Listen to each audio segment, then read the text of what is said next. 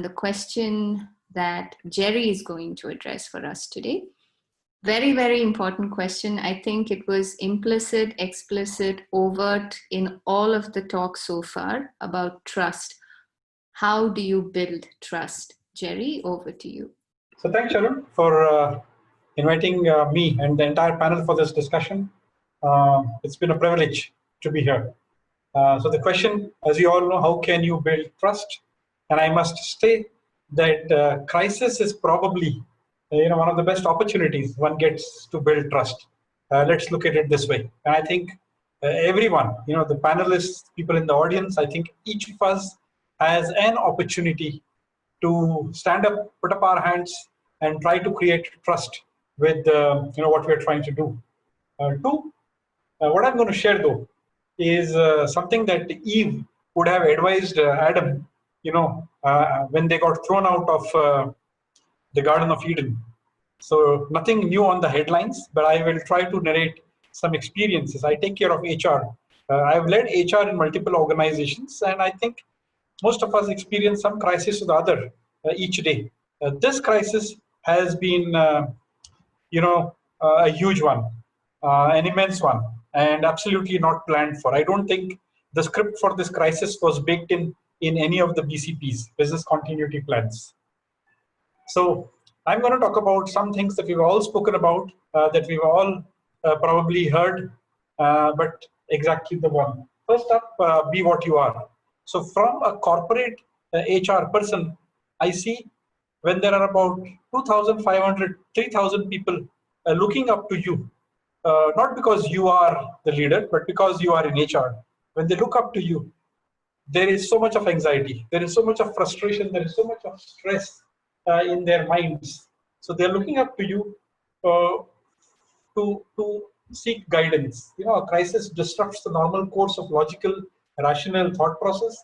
There is every possibility that in our quest to lead and be seen to be in control, we end up donning a mask, which is usually not us. So we are basically wanting to make sure that what people see of us is the real us. Do not put up a mask.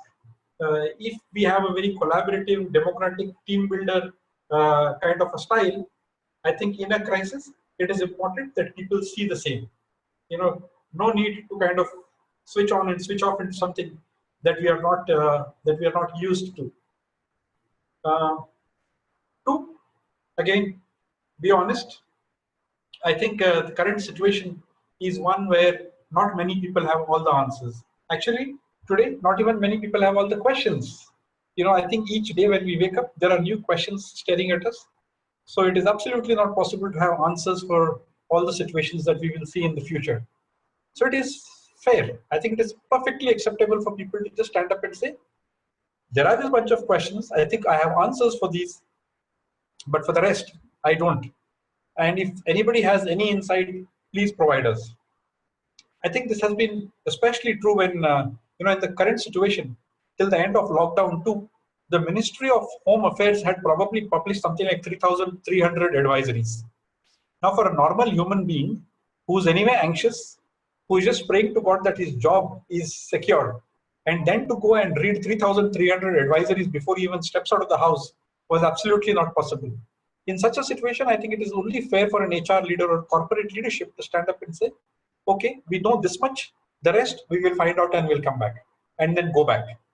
I think people start respecting you immensely because they then start thinking you are like one of them. There is a connect. Third, lead by example. Again,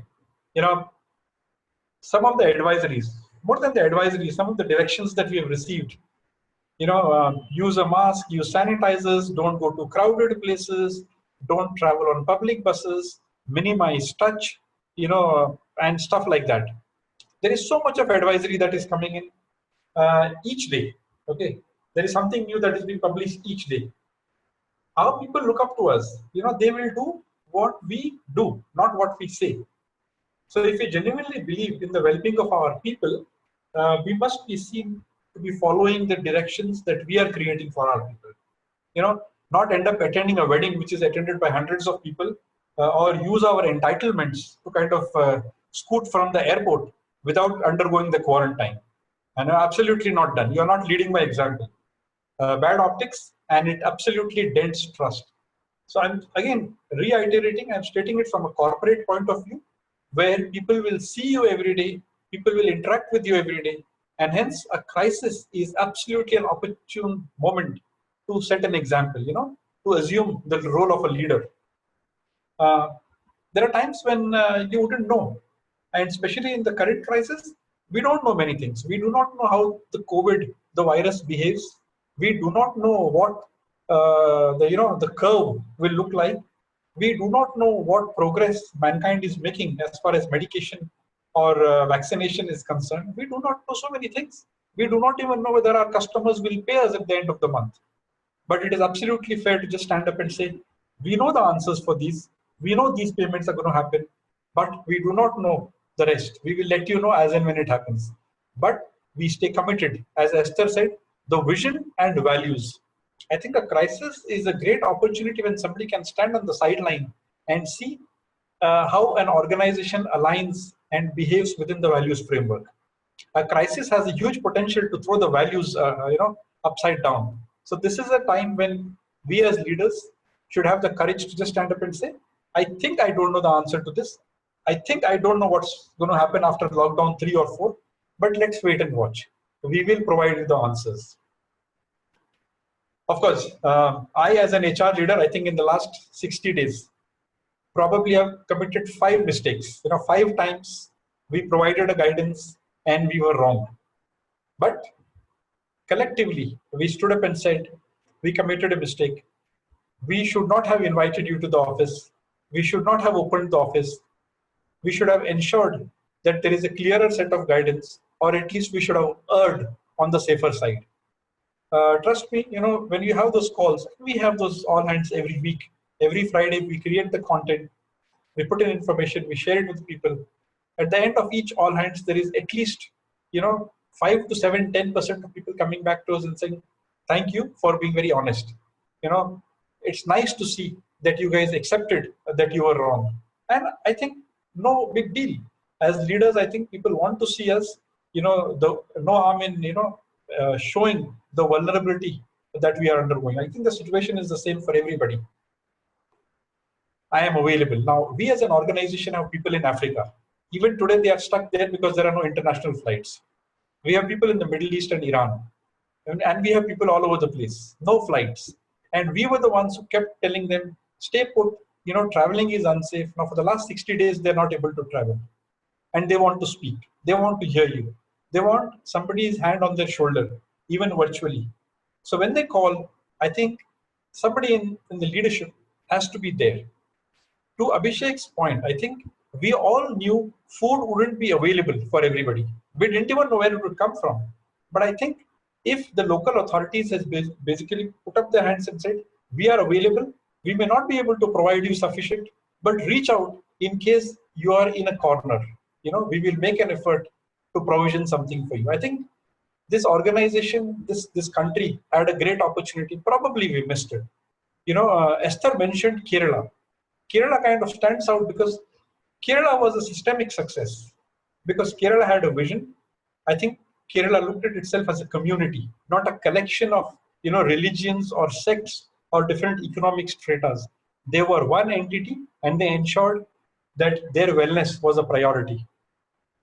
Extend trust. While you are seeking, trust, while you are making an effort to create trust, I think it is important to extend that same amount of trust to people. There is chaos, there is anxiety, there is an immense amount of self-doubt. They do not even know what's going to happen tomorrow.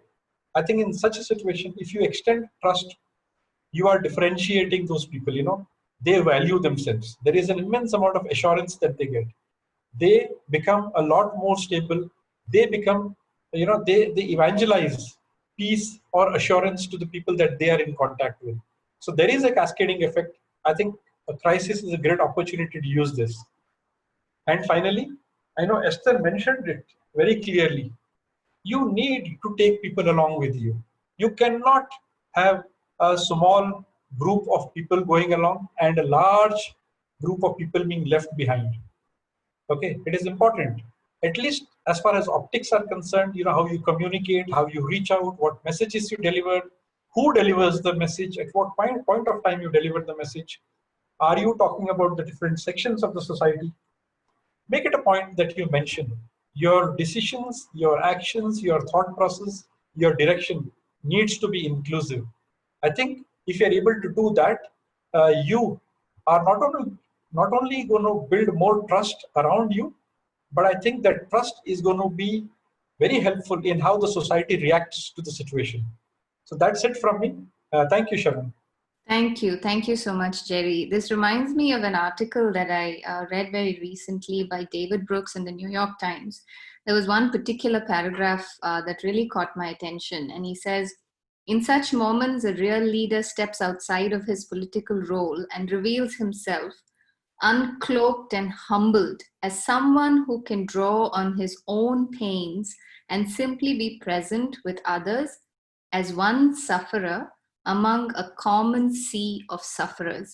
I think that is truly missing today in very many places, but it's also visible in small pockets everywhere, here and there. And thank you, Jerry, for articulating that really, really well. Thank you for that. Thank you, Sharon.